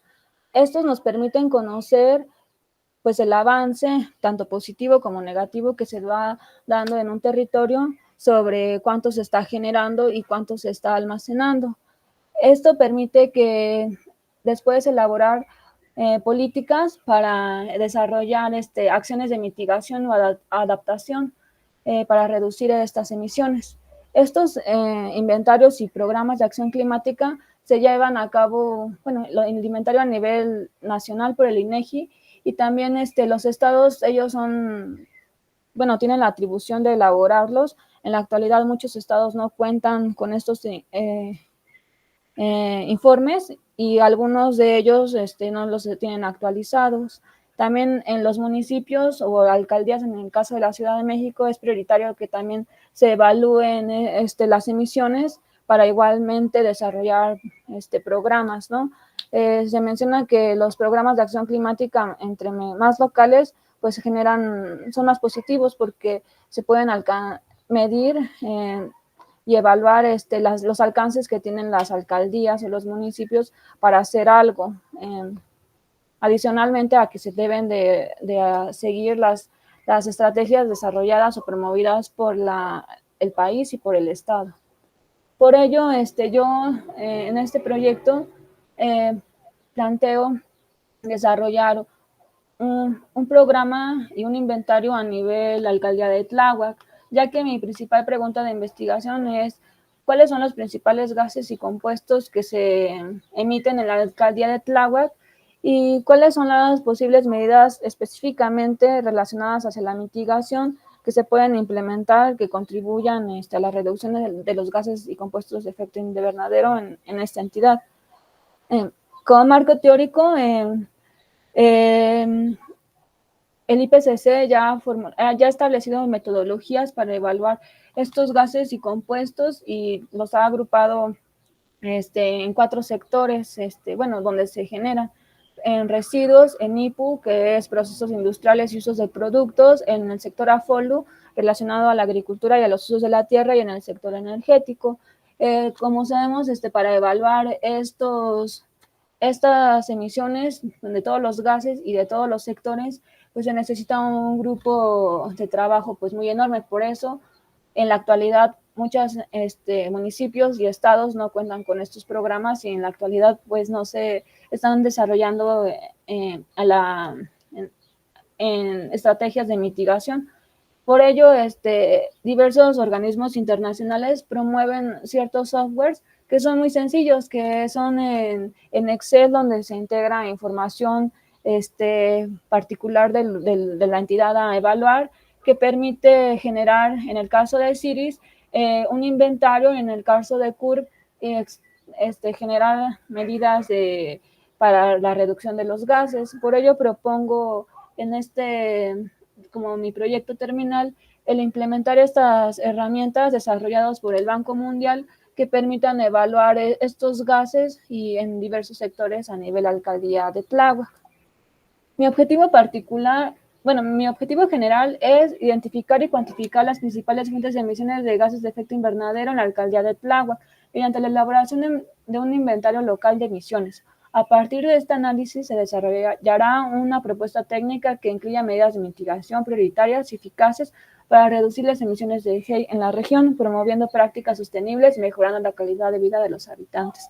Se han dividido estos objetivos generales en 4 objetivos específicos, que es pues, la identificación de las fuentes, la generación de un inventario, la evaluación de las condiciones en que se desarrolla el inventario, la recomendación de medidas, particularmente a las de mitigación.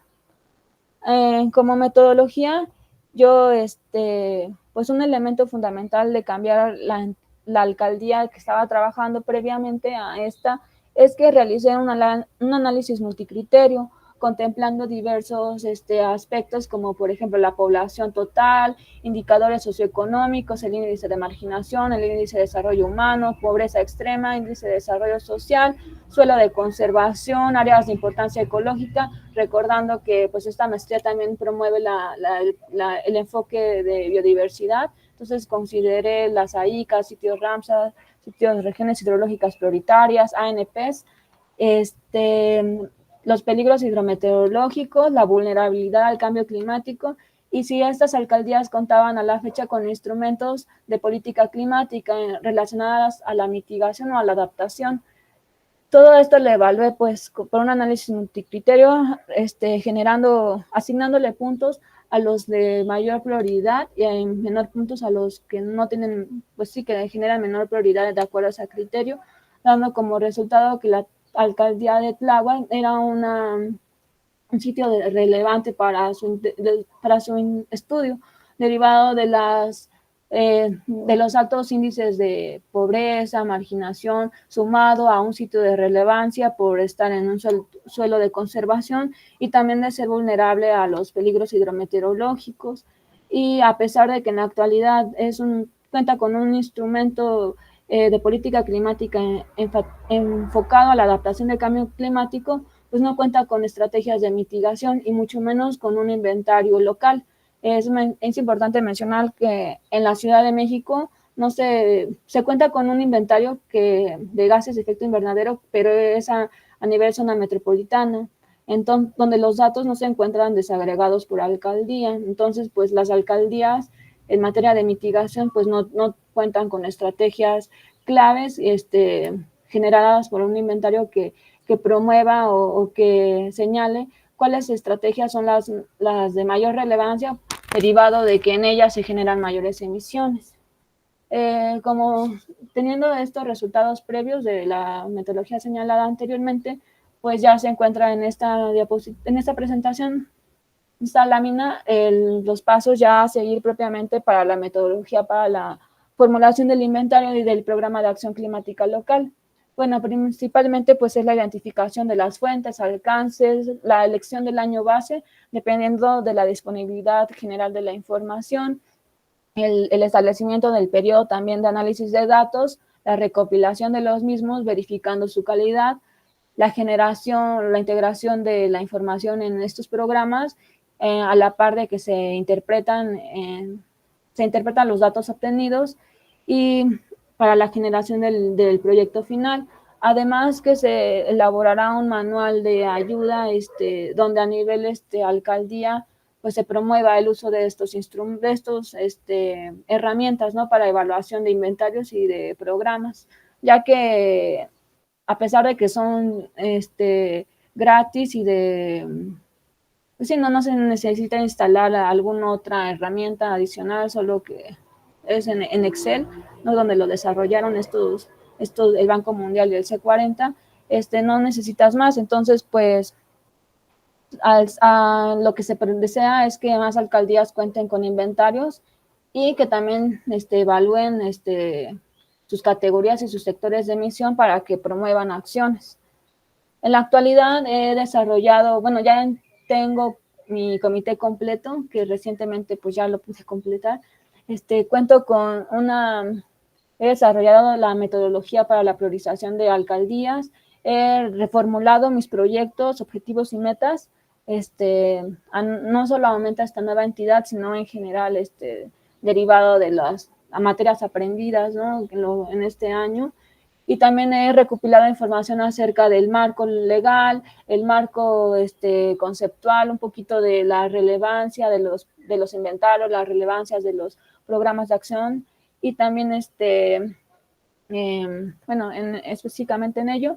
Y quedan como pendientes la corrección, pues siempre estamos en un continuo acomodo de información, la recolección de información de ya propiamente para el ingreso de datos en estos softwares y el análisis continuo de resultados, y todo esto pues se está desarrollando pues ahorita y se seguirá desarrollando en los próximos semestres.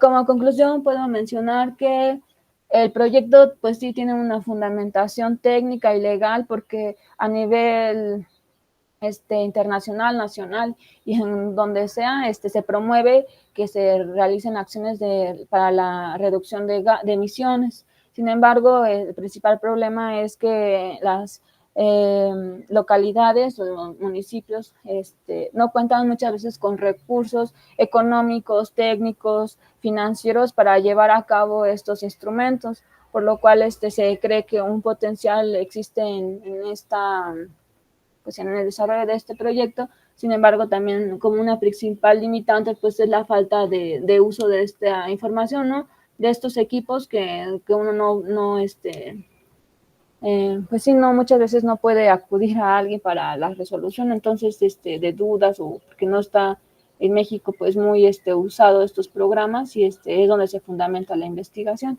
Entonces, eso sería todo y ya aquí están mis fuentes consultadas en la presentación y muchas gracias. Gracias a ti, Diana. Pasamos con la última ronda de retroalimentaciones. ¿Quién quisiera iniciar? Va. Vas. Si quieres, yo voy. Va. Ok. Eras Diana, ¿verdad? Sí. Sí, bien. Bueno, tengo ahí algunas dudas, ¿no? Porque precisamente me parece que es como la generación de un modelo para la medición de los gases de efecto invernadero, y ya existen estas herramientas, y bueno, tú lo que quieres es probar que funcionan a nivel de una alcaldía, ¿no? Y lo cual me parece muy bien, pero creo que ahí al final falta como el desarrollo de esto, ¿para quién, no? O sea, se lo vas a dejar a la alcaldía, vas a buscar, digamos, pensando siempre en gobernanza, ¿no? O en la manera como esto va a continuar, y entiendo que puede ser solo un ejercicio, ¿no? Pero un trabajo, digamos, una tesis, lo que sea, ¿no? Pero creo que tendría que pensarse en la continuidad de esta herramienta, ¿no? Entiendo que quieres hacer un manual, ¿no? Pero creo que falta ahí algunas cosas por decidir, ¿no? Entiendo que tú vas a hacer todo el trabajo, ¿no? Y que luego dejas ese manual listo para otra alcaldía, pero creo que ahí habría que buscar una parte más vinculada con el gobierno, ¿no? Para que tengan interés, porque si tú estás trabajando algo que pareciera que al final a nadie le interesa, aunque pueda tener resultados muy exitosos, ¿no? Es importante reflexionarlo. Lo digo también, yo he hecho, más bien tengo amigos que hacen estudios de la sociología del conocimiento, ¿no? Y entonces cuando uno está desarrollando una herramienta o está desarrollando una innovación tecnológica, ¿no? Uno siempre tiene que estar pensando en el usuario final, ¿no? Uno tiene que estar pensando a quién le va a dejar eso, ¿no? O cómo es que eso se articula, ¿no? Cuando también se hace innovación, hay una red de actores sociales, ¿no? Entonces, entiendo que estás tú con tu directora, pero creo que habría que en algún momento, para darle continuidad a este trabajo, que no se quede solo en un trabajo ahí, muy bonito, listo, ¿no? Que pudiera, o sea, más allá del manual, o sea, que se pudiera expandir hacia otros actores y que pudieras tener el interés de otros actores sociales. Entonces, creo que por ahí son como mis recomendaciones para tu trabajo. Gracias, doctor. Pasamos con Luis, por favor. Sí. Me gustó mucho leer tu trabajo, Diana. Me parece muy interesante. Me parece muy valioso que rescates el uso de herramientas que están desarrolladas a nivel global y que justo están desarrolladas para ser muy accesibles y que a veces por falta de conocimiento pues no se aplican, ¿no?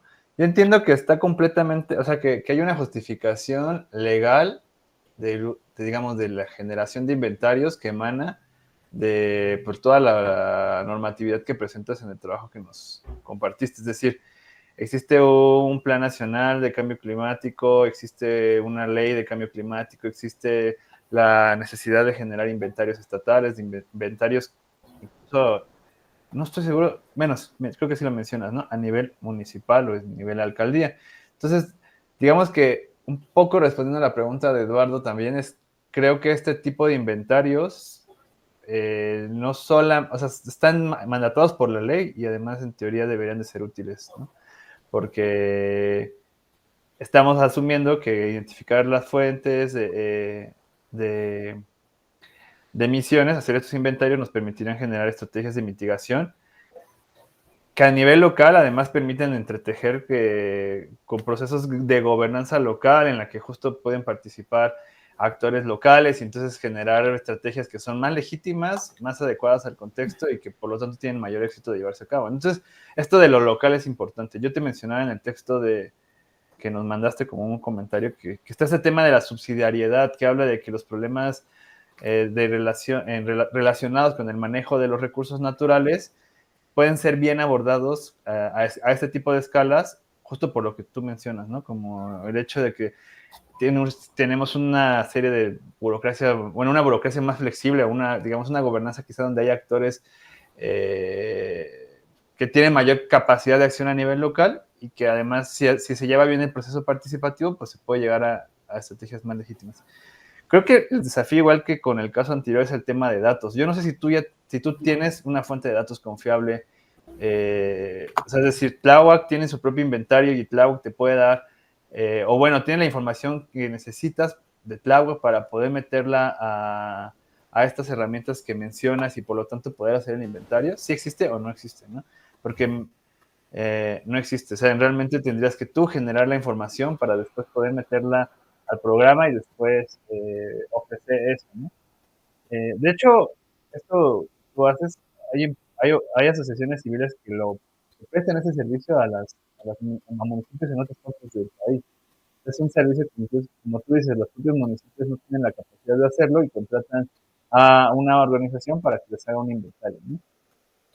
Creo que, dado que también que tiene que haber una reflexión acerca de cómo se aplican las herramientas, es importante que tú, en alguna parte del trabajo, reflexiones sobre, uno, cuáles son las herramientas que existen, y dos, cuáles son las herramientas que tú consideras adecuadas y por qué razones, porque seguramente tienen ventajas y desventajas, limitaciones, y cosas que tú dirías, bueno, esta herramienta está buena, pero desde mi punto de vista, te hace falta mejorarla, ¿no? Siempre una herramienta parte de una visión del mundo, es como que lo que queremos medir parte de cómo nos imaginamos la problemática, y entonces tiene resultados distintos. ¿Qué está evaluando y qué no está evaluando? Es importante porque también nos puede hablar de cómo se está abordando en términos pues globales, ¿no? Y cómo se refleja en esta herramienta, cómo se está abordando las estrategias de mitigación. Entonces, eso creo que me parecería muy importante, ¿no? Entonces, en resumen, si no tienes buenos datos, es difícil poder correr este tipo de cosas, ¿no? Y entonces habría que pensar si la tesis, si el proceso de investigación te da para juntar los datos y correrlo y generar estrategias de mitigación, o nada más te da para juntar los datos y que en un momento, por ejemplo, el doctorado, puedas correr esos datos, ¿no? No sé. Y la otra tiene que ver con que identifiques claramente cuáles son las ventajas y desventajas de la ruta de medición que tú estás eligiendo, ¿no? ¿Por qué la elijo y qué va a quedar fuera y qué no?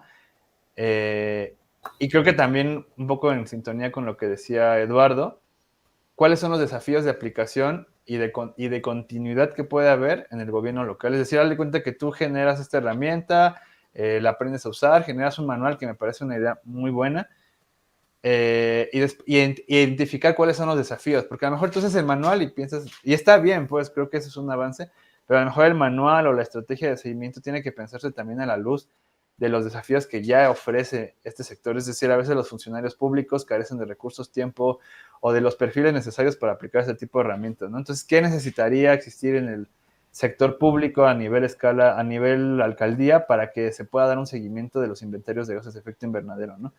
Creo que esa sería una pregunta interesante también como para abonar un poco más a la aplicabilidad a largo plazo de la herramienta que tú propones, pero bueno, en general te felicito por lo que estás proponiendo y justo es rescatar eso que ya está, es muy importante porque entonces sin un mayor esfuerzo de desarrollo, aunque sí con un espíritu crítico de cuestionar la herramienta, puedes generar información que es necesaria y que pues está plasmada en la normativa que tú nos presentas, ¿no? Entonces, pues me gustó tu trabajo y pues, a ver si en un año nos volvemos a ver. Cambio. Gracias. Yo tengo un otro comentario, perdón. Pensando en lo que decía Luis, es esta parte, Diana, de generar una línea base, ¿no? O sea, tú lo que vas a generar, o sea, si no tienes los datos suficientes, ¿no?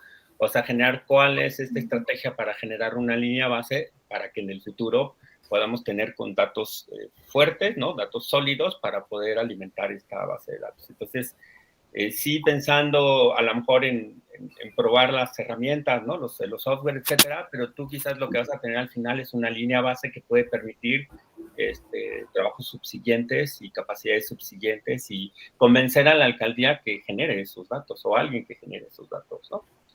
Solo eso, gracias.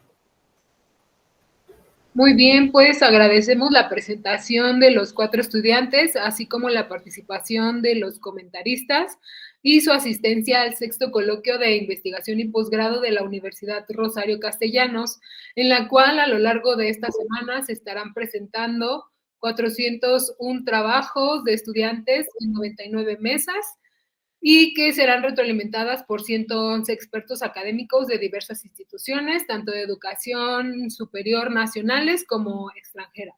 Les reiteramos nuestro agradecimiento y les deseamos muy buena tarde. Otro modo de ser humano y libre, otro modo de ser. Muchas gracias a todos.